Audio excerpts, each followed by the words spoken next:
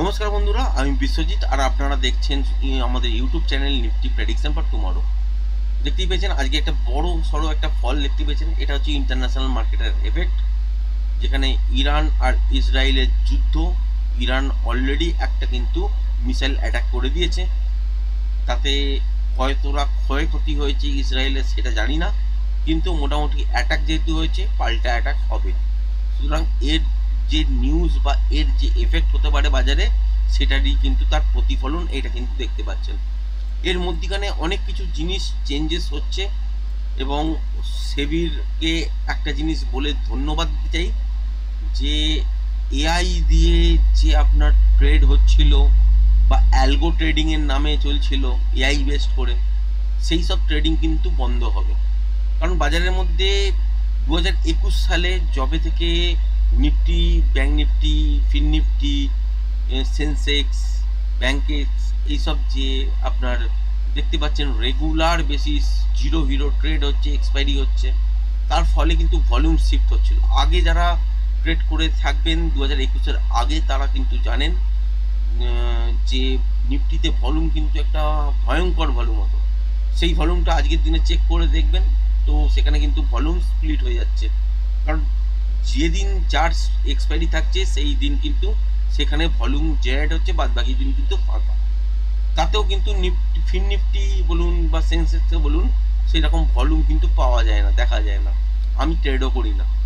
সুতরাং একটা জিনিস দেখবেন যে বাজারের মধ্যে অনেক কিছু জিনিস অনিয়মভাবে চলছিল, মানে এতটাই অনিয়মিক চলছিল জিনিসগুলো, সেগুলো কিন্তু এফেক্ট আমাদের নর্মাল ট্রেডারদের কিন্তু ভর্তুকি দিতে হয়েছে। রিপোর্ট অনুযায়ী 1,80,000 কোটি টাকা রিটেল ট্রেডারদের থেকে এফআইআই ডিআইদের কাছে ট্রান্সফার কিন্তু অলরেডি হয়ে গেছে। কারণ কি? কারণ হচ্ছে এই থিটার এফেক্ট। অপশন গ্রিক তো নর্মাল অনেকেই বোঝেন না, তাতেও আগে কিন্তু ট্রেডিং করতেন তারা, সেখানে হয়তো লস হচ্ছিল বা হিসাব ভালো কিছু প্রফিট করতে পারছিলেন না, এবং টাইমও পাচ্ছিলেন না। তারা অনেকেই চাকরি করেন, অনেকেই ব্যবসা করেন, তো চাইছিলেন শর্টকাট কিছুভাবে কামানো যায় কিনা। কিছু লোককে পয়সা দিয়ে কিছু কোম্পানি ব্যাঙের ছাতার মতন গজিয়েছিল, যে কোম্পানিগুলো হচ্ছে চিট ফান্ড টাইপের।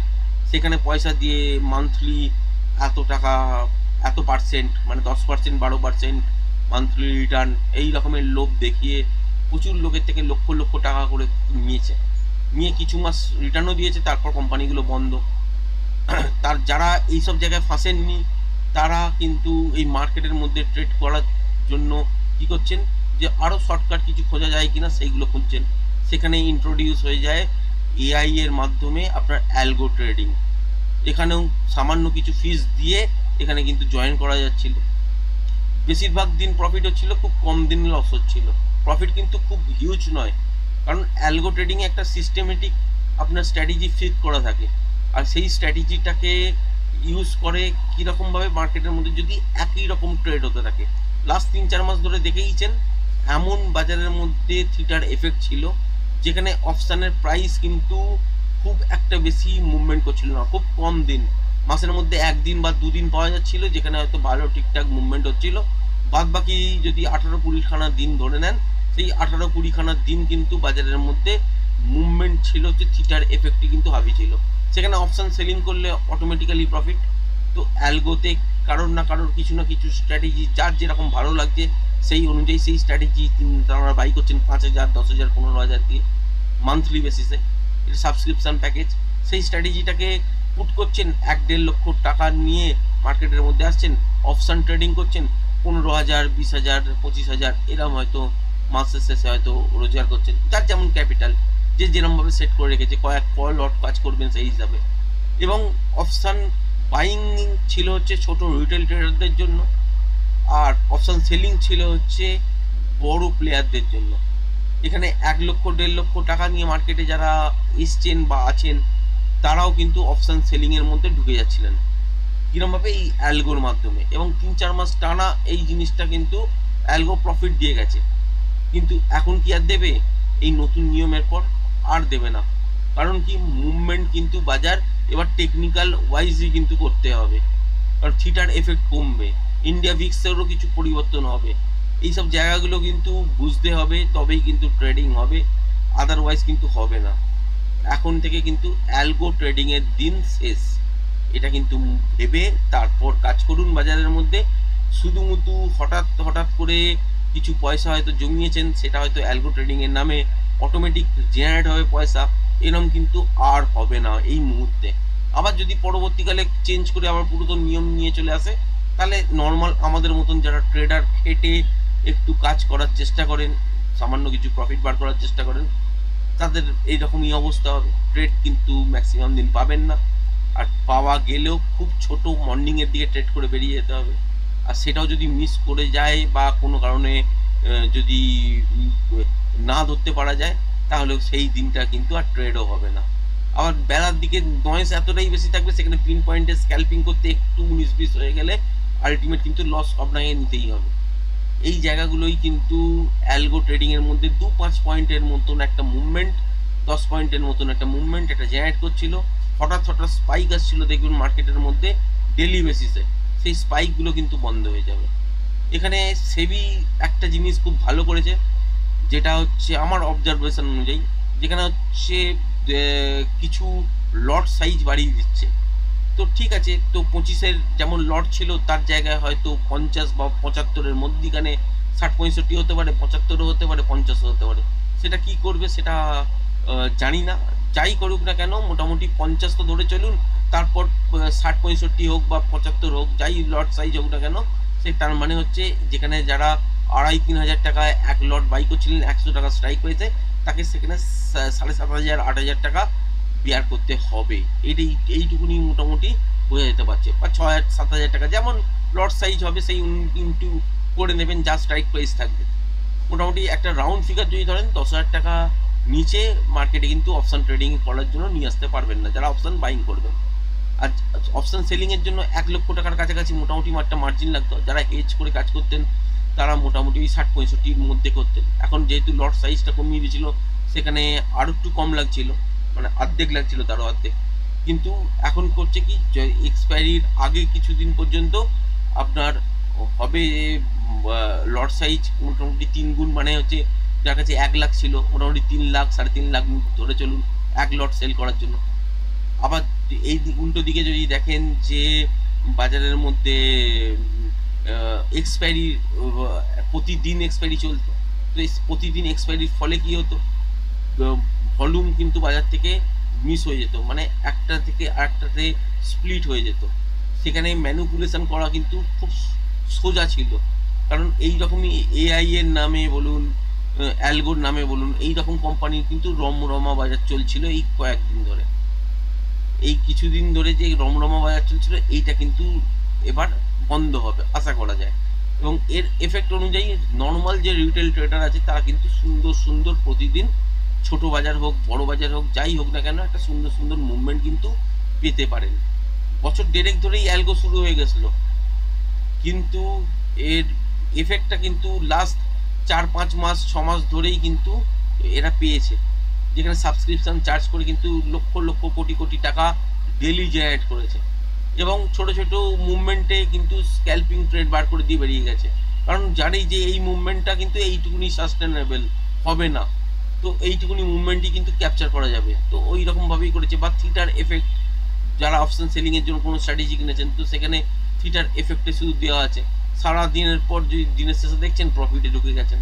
এবার কম প্রফিটটা হয়তো 200, 500, 600, 1000, 2000 যাই হোক না কেন, সেটা কম প্রফিট, কিন্তু যারা টেকনিক্যাল মেনে কাজ করেন তারা হয়তো অনেক বেশি আপনার এখান থেকে এক একটা লটে কামিয়ে নিয়ে বেরিয়ে যাবেন। কিন্তু অ্যালগোতে এইরকমই সেট করা থাকতো, তো এইরকমভাবেই কিন্তু চলতো, তো খুব ভালো মুভমেন্ট কিন্তু বাজারের মধ্যে হচ্ছিল না। আর এই জায়গাগুলোকে কিন্তু পরিবর্তন করেছে সেবি, এর জন্য ধন্যবাদ। এবং লট সাইজ বাড়ানোর ফলে একটা জিনিস হবে, যেখানে নর্মাল রিটেল ট্রেডার যারা শিখতে আসছেন বাজারের মধ্যে, যারা খুব মিনিমাম একটা লস বেয়ার করতে চান, বাজারের মধ্যে শিখতে চান, তাদের জন্য 1 কোয়ান্টিটি বা 10 কোয়ান্টিটি এইরকম, আগেও ছিল 10 কোয়ান্টিটি, তো এইরকম একটা কিছু রাখা যেতে পারে, যেখানে যারা শিখতে চাইবেন তারা কিন্তু তাহলে বড় বড় লস কিন্তু নিতেন না। কারণ যখন প্র্যাকটিক্যাল আপনি করবেন, তো প্র্যাকটিক্যালের মধ্যে লস তো হবেই, কোনো জিনিস শেখার পর যখন প্র্যাকটিক্যাল করবেন সেখানে লস হবেই। তো সেই লসটাও যদি কমিয়ে দেওয়া যেত, 10 কোয়ান্টিটি যদি মিনি লট লাগানো থাকতো, তাহলে সেখানে কিন্তু মানে কোনো স্ট্রাইক প্রাইস মানে কারেন্ট স্ট্রাইক প্রাইসের মধ্যেও হতে পারতো। তো সেই একটা বা দুটো স্ট্রাইক প্রাইস যদি খোলা থাকতো, সেই স্ট্রাইক প্রাইসের মধ্যেই যদি 10-10-এর একটা মিনি লটও করে দিত আগে যেমন ছিল, তো সেই মিনি লটে যারা ট্রেড করতেন তারা ওখান থেকে কিছুটা এক্সপিরিয়েন্স গ্যাদার করতেন, তারপর বাজারের মধ্যে তারা পয়সা লাগাতেন। এখানে কি হবে, যারা নতুন ট্রেডার তারা কিন্তু পয়সা লাগানোর আগে ভাবতে শুরু করবেন, এক লটই হয়তো বাই করবেন, কিন্তু 10টা পয়েন্ট যদি চলে যায় 75, মানে হচ্ছে 750 টাকা চলে যাবে। মানে একটা দিন আপনাকে এক্সপিরিয়েন্স নিতে গেলে 750 টাকা মিনিমাম দেখতে হবে, সেটা 1000 টাকাও চলে যেতে পারে একটা যদি বড় মুভমেন্ট শুরু হয়ে যায়। আর ঠিক সময় যদি 10 পয়েন্টে যদি না এক্সিট হতে পারেন, তাহলে আর একটু বড় 1000-1200 টাকাও পর্যন্ত লস চলে যেতে পারে। তো এই জায়গাটাও দেখলে ভালো হতো, নতুন নতুন ট্রেডাররা এনকারেজ হতো, এছাড়া কিছু নয়। যাই হোক, নর্মাল যারা ট্রেড করেন রেগুলার বাজারের মধ্যে, তাদের জন্য কিন্তু খুব একটা খারাপ পজিশন নয়। তো আপাতত এই যে লট সাইজ বাড়িয়ে দেওয়া, এটা কিন্তু বেটার, খারাপ কিছু হয়নি। একটা মিনি লট লাগলে নতুনদের জন্য সুবিধা হতো, এছাড়া কিছু নয়। অপশন সেলিং এর জন্য যেখানে 1 লক্ষ টাকা লাগছিল, সেখানে হয়তো 3-3.5 লাখ টাকা লাগবে এক লট সেল করার জন্য। এবং এক্সপায়ারি যত এগিয়ে আসবে সেখানে কিন্তু ওই মার্জিন যেটা দেওয়া হচ্ছিল, সেই মার্জিনটাও কিন্তু ওখানে অ্যাড হবে, এবং তার সঙ্গে কি হবে, মার্জিনটা অ্যাড হবে না, মার্জিনের পরিবর্তে আপনাদের কিন্তু ক্যাপিটালটা অ্যাড হতে থাকবে। সুতরাং এখানে কিন্তু তখন 4-4.5 লাখ টাকা পর্যন্ত লাগতে পারে। তো এই জায়গাগুলো কিন্তু পড়েছে, সেটা কিন্তু ভালো। নর্মাল রিটেল ট্রেডার যারা অপশন সেলিং এর দিকেই শুধুমাত্র ফোকাস করছিলেন, যাকেই দেখবেন সে বলছে আমরা অপশন সেলিং করি, সে অপশন বাইং আর অপশন সেলিং এর মধ্যে বিশেষ কিছু ডিফারেন্স নেই। এখানে থিটার এফেক্ট খায়। মানে যারা অপশন সেলিং করেন সারাদিন একটা রেঞ্জ সেল করে নিলেন, নিয়ে চুপচাপ বসে থাকছেন, কখনো মাইনাসে ঢুকছেন কখনো প্লাসে ঢুকছেন, এরকম করতে করতে দিনের শেষে দেখা যায় থিটার এফেক্টের দুটোই প্রফিটে ঢুকে গেছে। সেই রেঞ্জটাই কিন্তু ওনারা নেওয়ার চেষ্টা করেন। তো এইটা কিন্তু বিশেষ বাহাদুরির কিছু নেই।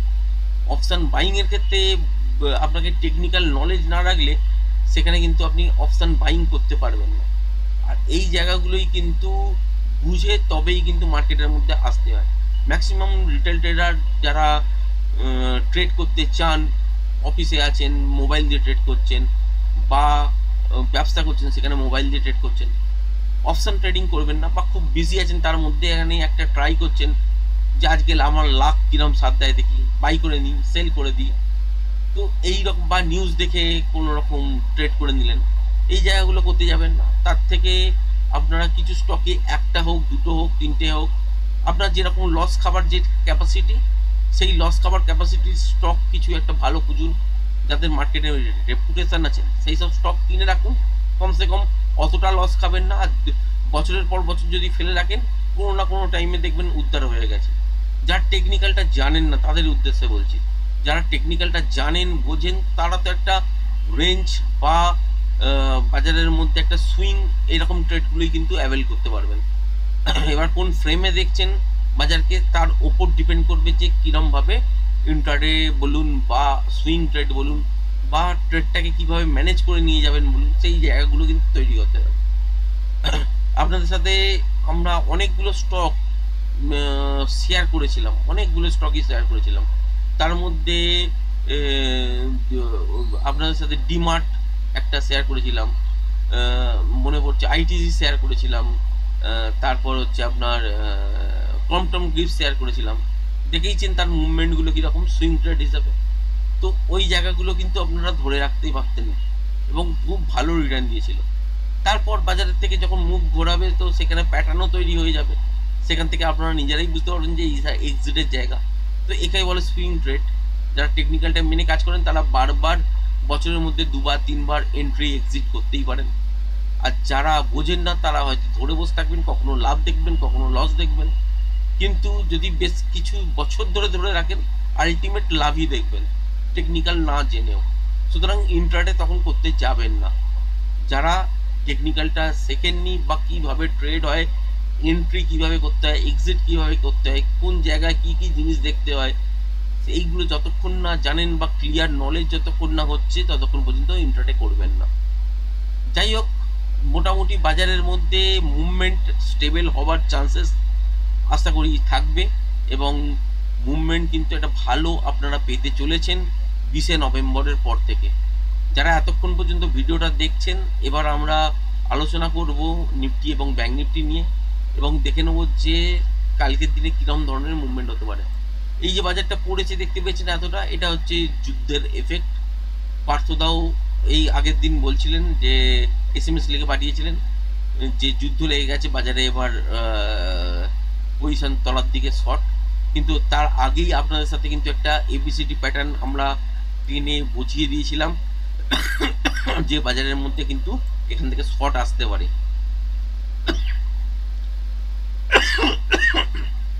একদম টপে কিন্তু তাই সেই শর্টটা এসছে, সেটা আমরা এক্সপেক্ট করেছিলাম কত দূর পর্যন্ত, তলার দিকে কিন্তু এক্সপেক্ট করেছিলাম 25,700 পর্যন্ত, সেটাকেও যদি ব্রেক করে দেয় 25,500 পর্যন্ত।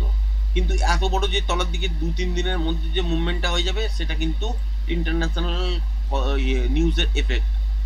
ইরান ইসরায়েলের যুদ্ধ, এইটা যদি হয় তো মিডল ইস্টের মধ্যে অনেক বড় যুদ্ধ, এবং ইন্ডিয়ারও কিন্তু হালত খারাপ হয়ে যাবে, কারণ ইন্ডিয়ার তেল রুটের ব্যবসা কিন্তু ওখান থেকে প্রচুর আসে ইরান থেকে। তো এই জায়গায় এফেক্ট পড়বে, আর এফেক্ট যদি পড়ে তাহলে বুঝতেই পারছেন তো আমাদের এখানে ইকোনমিও কিন্তু ডাউন হতে শুরু করবে, এটা কিন্তু পিওর ক্র্যাশ হবে। আর এই যে জিনিসগুলো মুভমেন্টগুলো দেখতে পাচ্ছেন, এইগুলো হয়তো পড়তোই বাজার, যে প্যাটার্নটা আপনাদের সাথে শেয়ার করেছিলাম সেই অনুযায়ী হয়তো বাজার পড়তোই, এখান থেকে তলার দিকে মুভ হতোই। কিন্তু এই যে 2-3 দিনের মধ্যে ডেইলি টাইম ফ্রেম দেখলে বুঝতে পারবেন, আপনাদের সাথে শেয়ার করেছিলাম ঠিক এত দূর পর্যন্ত একটা প্যাটার্ন টেনে দিয়েছিলাম যে এই জিনিসটা আপনারা কিন্তু অলরেডি দেখেছেন, এখান থেকে কিন্তু বাজার এবার পড়তে পারে। ঠিক এই জায়গাটা থেকে এই রকম জিনিস আপনাদের সঙ্গে ড্র করে দিয়েছিলাম, তো এখান থেকে পড়তে পারে এই দিন, মানে কোন দিন আপনাদের সাথে 27শে সেপ্টেম্বর শেয়ার করেছিলাম, ভিডিওটা গিয়ে দেখে নেবেন যে এবার বাজার কিন্তু এখান থেকে তলার দিকে পড়তে পারে। আমরা কি এক্সপেক্ট করছিলাম যে নর্মাল বাজার যদি পড়ে তাহলে এখান থেকে 300-র কাছাকাছি পর্যন্ত বাজার ফেরত যেতে পারে, আবার যাওয়ার পর কিন্তু আবার তলার দিকে মুভ ঘোরাতে পারে। সেক্ষেত্রে এখান থেকে তলার দিকে এতটা সেল হতেই, বা এর তলাতেও চলবে, যখন এতটা সেল হতোই, বা এর তলাতেও হয়তো চলবে, সেক্ষেত্রেও সেল হতো। কিন্তু এইটা যে 3 দিনের মধ্যে এত দূর পর্যন্ত চলে আসবে, সেটা হয়তো 1 সপ্তাহ বা 1.5 সপ্তাহ আরও বেশি সময় লাগাতো। মানে এখান থেকে তলার দিকে হয়তো পড়তো, 1-2 দিন দেখতেন উপর দিকে যেত ছোটো ছোটো করে, আবার দেখতেন একটা বড় মুভ তলার দিকের জন্য, এইরকম করেই আলটিমেট হয়তো পড়তো। সেটা কিন্তু 3 দিনে কভার হয়েছে, কারণ কি ইন্টারন্যাশনাল নিউজের কারণে। এই নিউজগুলোকে কিন্তু টেকনিক্যাল ভাষায় কিন্তু টেকনিক্যালি মুভ আপনারা পাবেন না, এখানে কিন্তু ইন্ট্রাডে থেকেই আপনাকে টেকনিক্যাল মুভ বার করতে হবে যদি মুভমেন্ট দেয়। আজকের দিনে কোথায় কোথায় টেকনিক্যাল মুভ বেরিয়েছে, ঠিক এই জায়গাটা ফলো করবেন। যারা টেকনিক্যালটা শিখেছেন তারা নিশ্চয়ই বুঝতে পারবেন। এই জায়গাটা ফলো করার পর আপনারা নিশ্চয়ই বুঝতে পারছেন যে এখান থেকে একটা সেল বেরিয়েছে, তারপরে কিন্তু এই যে উপর থেকে তলায় পড়েছে, এখানে কিন্তু কোনো রকম মুভমেন্ট আমরা পাইনি, বা ধরতেও যাইনি, বা এই টপে কোনো সিগন্যালও পাইনি। গ্যাপ ডাউন হয়েছে, একটা রিটেস্ট হয়েছে, চুপচাপ বসে দেখতে হয়েছে, তারপরে কিন্তু এখান থেকে একটা শর্ট করতে হয়েছে। এবার এখান থেকে কি দেখা যাচ্ছে, আবার টেকনিক্যালি মুভ কিন্তু এই জায়গাটায় পাওয়া গেছে, কিছুটা নয়েজ ক্রিয়েট করে দেওয়ার পর আবার কিন্তু এখান থেকে একটা টেকনিক্যালি মুভ পাওয়া গেছে, এবং সুন্দর কিন্তু আজকের দিনে ট্রেড বেরিয়েছে। এইরকমই ট্রেডিং সেট আপগুলোকে আপনাকে কিন্তু ফলো করতে হবে। এবার যদি দেখেন যে কালকের জন্য এটা একটা বাজারের রেঞ্জ, এই একদম খুব ছোট্ট রেঞ্জ, ওপরের দিকে যদি দেখেন যে বাজার খুলেওছে, কিন্তু 25,300 এই জোনটাকে আর ব্রেক করতে পারেনি, সেক্ষেত্রে কিন্তু বাজার আবার তলার দিকে মুখ ঘোরাবে, এবং সেল করবেন কোথায়, ঠিক এই জোনটা ব্রেক করলে, যেটা হচ্ছে 25,228, এই লেভেলটাকে ব্রেক করলে তবে কিন্তু সেল করতে পারেন। এবং সেক্ষেত্রে 25,050, যেটা আগে ভিডিওতে বেশ কয়েকদিন আগে ভিডিও আপনাদের সাথে করেছিলাম, সেখানে গিয়ে দেখবেন যে 25,050-60-এর কাছাকাছি একটা সাপোর্ট আছে, তো অতদূর পর্যন্ত তলার দিকে কিন্তু মুভমেন্ট কালকের দিনও আপনারা দেখতে পারেন। এবং এবার যদি রাত্রিবেলা দেখেন যে ইসরায়েল অ্যাটাক করে দিয়েছে ইরানের ওপর এবং যুদ্ধ বেঁধে গেছে, তাহলে তো কিছু বলার নেই, এইগুলো হচ্ছে ইন্টারন্যাশনাল নিউজ, এর এফেক্ট কিন্তু সরাসরি বাজারে দেখতে পাবেন, এবং অনেক বড় তলার দিকে গ্যাপ ডাউনও দেখতে পারেন, এবং সার্কিটও লোয়ার সার্কিটও লাগতে পারে। যেরকম যেরকম পজিশন হবে সেরকম ভাবেই কিন্তু আপনারা দেখতে পাবেন। যদি খুব বড় ওই ক্ষতি হয়ে যায়, বা ইরানিয়ান তেল ভান্ডার যদি ইসরায়েল অ্যাটাক করে ডিস্ট্রয় করে দেয়, তাহলে কিন্তু এফেক্টটা ভালো সরাসরি পড়বে। এবং তেলের দামে অলরেডি দেখেছেন যে মোটামুটি 5%-এর মতন অলরেডি কিন্তু তেলের দাম বেড়ে গেছে। তো এইগুলো কিন্তু এই যুদ্ধের সময় এইসব নিউজ কিন্তু যখনই মার্কেটের মধ্যে প্যানিক ক্রিয়েট করে তখনই কিন্তু বাজার তলার দিকেই আলটিমেট করে তলার দিকে পড়তে শুরু করে। বাজার চায় হচ্ছে স্টেবিলিটি থাকলে বাজার নর্মাল মুভ করে, আর স্টেবিলিটি না থাকলে বাজারের মধ্যে মুভমেন্ট কিন্তু মানে একটা অন্য ধরনের হয়। আগের দিনও দেখেছেন বাজারের মধ্যে কিন্তু স্ট্রেট তলার দিকে ফলিং হচ্ছিল, যেটা হচ্ছে 30শে সেপ্টেম্বর মনে হয়। 30শে সেপ্টেম্বরও দেখেছেন একদম বাজারের মধ্যে স্ট্রেট ফল হচ্ছিল, কিন্তু সেখানে টেকনিক্যাল মুভ অনুযায়ী কিন্তু খুব ভালো পয়েন্ট পাওয়া যায়নি। আজকের দিনে কিন্তু পাওয়া গেছে। এটা এর থেকেই বোঝা যাচ্ছে যে বাজারের মধ্যে 20শে নভেম্বর থেকে যে থিটার এফেক্ট যেটা বাজারের মধ্যে ছিল, সেই থিটার এফেক্টটা কিন্তু অনেকটাই প্রভাব কম হবে, এবং নর্মাল ট্রেডারটা কিন্তু ট্রেড করে কমসে কম এখান থেকে যারা টেকনিক্যালটা জানেন তারা কিন্তু এখান থেকে ভালো মতন রোজগার করতে পারবেন। আশা করা যায় এটাই হওয়া উচিত, কারণ শিক্ষা দিয়ে ট্রেড করা আর না জেনে একটা সফটওয়্যার বাই করে সেখানে একটা রেঞ্জ সেল করা, সেটা হচ্ছে ম্যানিপুলেশন।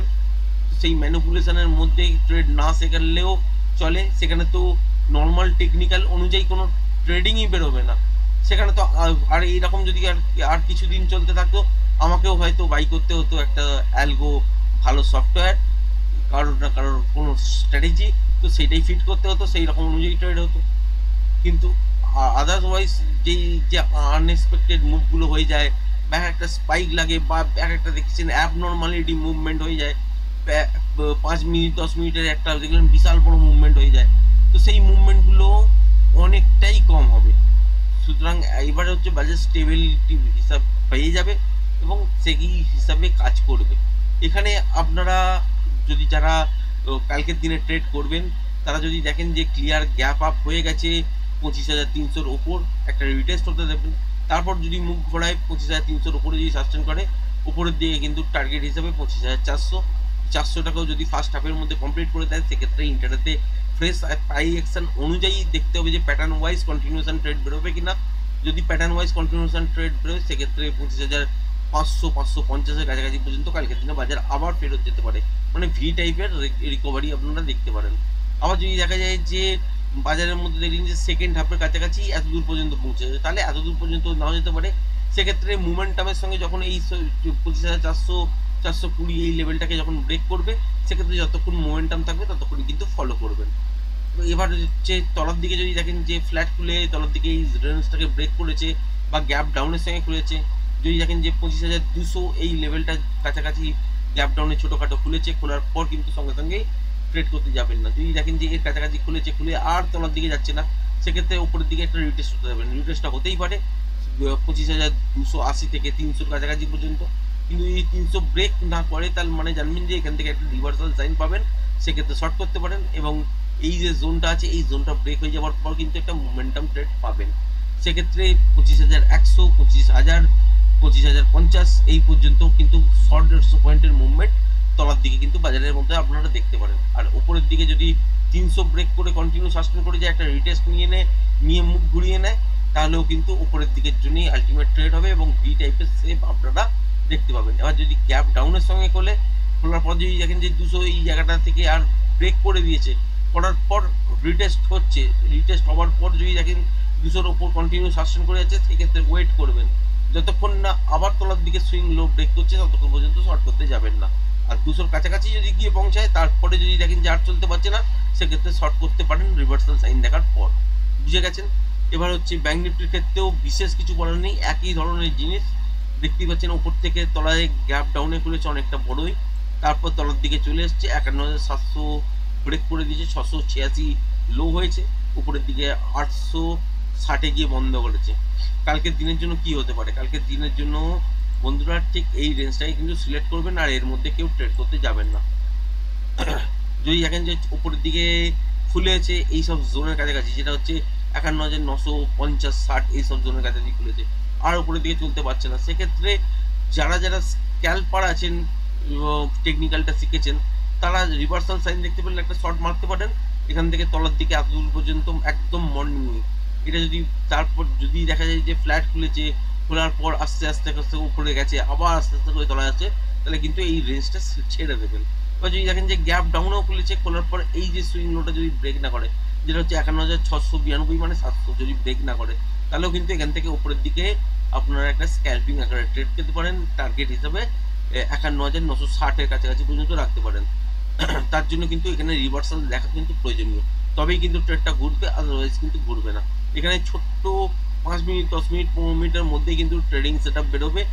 তার মধ্যে এন্ট্রি এবং এক্সিট দুটোই কিন্তু করতে হবে, আদারওয়াইজ কিন্তু এই জায়গায় ট্রেড করতে যাবেন না। ফাইনালি যদি দেখেন যে গ্যাপ আপ হয়ে গেছে 52,200 উপরে গ্যাপ আপ হয়ে গেছে, পরপর যদি দেখেন যে আর উপরের দিকে থেকে তলার দিকে মানে 52,200 মিনস হচ্ছে এই জায়গাটার কাছাকাছি বা 52,100 কাছাকাছি, দেখলেন যে গ্যাপ আপ হয়েছে, হয় আর উপরের দিকে সাসপেন্ড করছে না, সেক্ষেত্রে কিন্তু এখান থেকে তলার দিকের জন্য মুভমেন্ট হবে।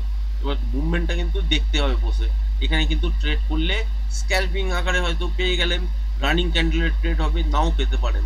সেই জন্য ওয়েট করবেন ঠিক এই জোনটার কাছাকাছি পর্যন্ত। এখানে আসার পর দেখবেন যে সুইং লো আর ব্রেক করছে কিনা। যখনই দেখবেন যে আর ব্রেক করছে না, এই লেভেলটাকে ব্রেক করে সাস্টেন করছে, সেক্ষেত্রে রিভার্সাল সাইন অবশ্যই দেখবেন এবং ওপরের দিকের জন্য আবার ট্রেড বেরোবে এবং 52,200 বা 300 যেটা সুইং হাই থাকবে সেই সময়, সেইটাই কিন্তু আপনারা ফার্স্ট টার্গেট হিসেবে রাখবেন। ওখানে এসে দেখবেন যে মোমেন্টামের সঙ্গে চলছে কিনা, মোমেন্টামের সঙ্গে যদি চলে তাহলে সেক্ষেত্রে 52,400 ঠিক এই জায়গাটার কাছাকাছি, এবং এটা যদি ফার্স্ট হাফে কমপ্লিট হয়ে যায় তাহলে কিন্তু সেকেন্ড হাফে আরও বড় মুভ আসতে পারে। সেক্ষেত্রে ইন্টারনেটে প্রেস প্রাইস অ্যাকশন অনুযায়ী প্যাটার্ন কি তৈরি করছে, কন্টিনিউশন ট্রেড হবে নাকি এখান থেকে রিভার্সাল ট্রেড হবে, সেই অনুযায়ী কিন্তু ডিসিশন নিতে হবে। তার মানে এখানে যদি কন্টিনিউশন ট্রেড হয় তাহলে এই লেভেলটাকে তো ব্রেক করবেই এবং 52,500, 52,700, 800 কত গিয়ে থামবে সেটা ইন্টারনেটে প্রেস প্রাইস অ্যাকশন অনুযায়ী আপনাকে ডিসাইড করতে হবে, তার আগে কিন্তু বুঝতে পারবেন না। আর আদারওয়াইজ এইসব জায়গায় যদি দেখেন যে ফার্স্ট হাফের মধ্যেই এরকম নয়েজ ক্রিয়েট করে, ছোটো ছোটো নয়েজ ক্রিয়েট করে করে এই সব লেভেল ব্রেক করেছে, তলার দিকে রিটেস্ট করেছে, করার পর আবার ব্রেক করেছে, তাহলে উপরের দিকে মুভমেন্টাম আপনারা 52,200 পর্যন্ত আবার দেখতে পাবেন। আর এই লেভেলটাকে যদি ব্রেক করে দেয় 52,400 কাছাকাছি পর্যন্ত সেকেন্ড হাফে আপনারা দেখতে পারেন। আবার যদি গ্যাপ ডাউনে করলে আর এই জোনটাকে যদি ব্রেক করে দেয়, যেটা হচ্ছে 51,688 মানে 700, যদি ব্রেক করে কন্টিনিউ সাসটেন করে তাহলে একটা ডিপ নিতে দেবেন, তারপর একটা রিটেস্ট হতে দেবেন। রিটেস্টটা হওয়ার পর যখনই আবার দেখবেন যে 51,700 এই লেভেলটাকে ব্রেক করে তলার দিকে মুভ করাচ্ছে, সেক্ষেত্রে শর্ট করতে পারেন। তলার দিকে সেই সময় যে সুইং লোটা থাকবে সেটাই হচ্ছে ফার্স্ট টার্গেট, আর সেই টার্গেটটার কাছাকাছি এসে দেখবেন যে মোমেন্টাম আছে কিনা। যদি মোমেন্টাম থাকে তাহলে সেক্ষেত্রে 51,500 ঠিক এই জোনটার কাছাকাছি পর্যন্ত একটা টার্গেট পাবেন। কারণ কি, কারণ হচ্ছে এটা একটা সাইকোলজিক্যাল জোন, যেটা হচ্ছে 51,500 এর কাছাকাছি এসে বাজার একবার এক্সপেক্ট দেবে। এখান থেকে একটা ছোটোখাটো বাউন্স ব্যাক নিয়ে যদি লেভেলটাকে আবার ব্রেক করে, সেক্ষেত্রে তখন দেখবেন যে টাইম ফ্রেম মিনস যে বাজার ফার্স্ট হাফে ব্রেক করেছে নাকি মর্নিং সেশনে ব্রেক করেছে নাকি সেকেন্ড হাফে করছে।